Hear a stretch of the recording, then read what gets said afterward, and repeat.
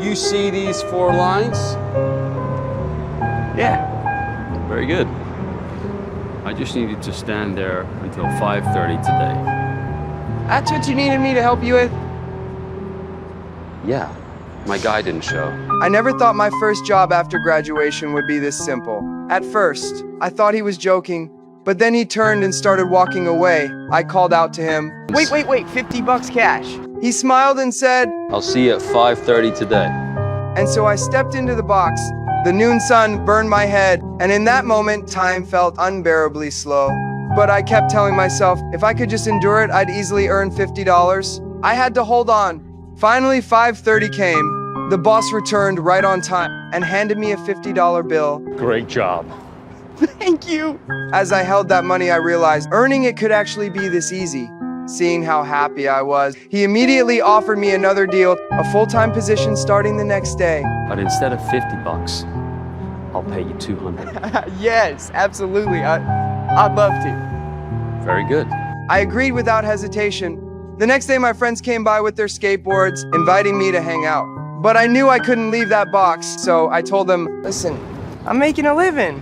I'm official now. They looked at me with disappointment, then turned and left. I stared down at the white line beneath my feet, lifted my right foot hesitantly, but the moment my toe touched the ground outside, I pulled it back.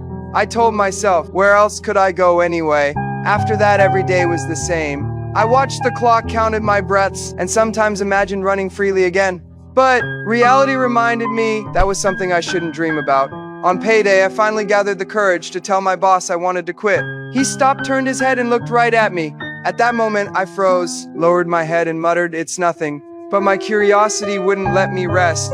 One day, I secretly followed him and saw him standing in front of a mirror, putting on makeup, then a clown mask. I was stunned. So he was performing too, just on a bigger stage. Days turned into years. I went from a young graduate to a middle-aged man. One day, he patted my shoulder and said, Mike, you've been loyal, reliable. You're an asset to me. He gave me a 30% raise and moved me into a bigger box. Somehow I even felt touched. More years passed.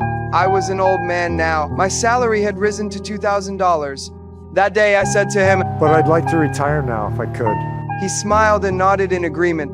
At that moment I noticed the few white hairs on his neck, just like mine. I finally understood. We were both trapped in our own boxes. So I took off my watch, handed it to a young girl, and traded it for her skateboard. The moment I stepped on it, I fell. Lying there on the ground, I started laughing. At least now. I had finally stepped out of that box and become myself again.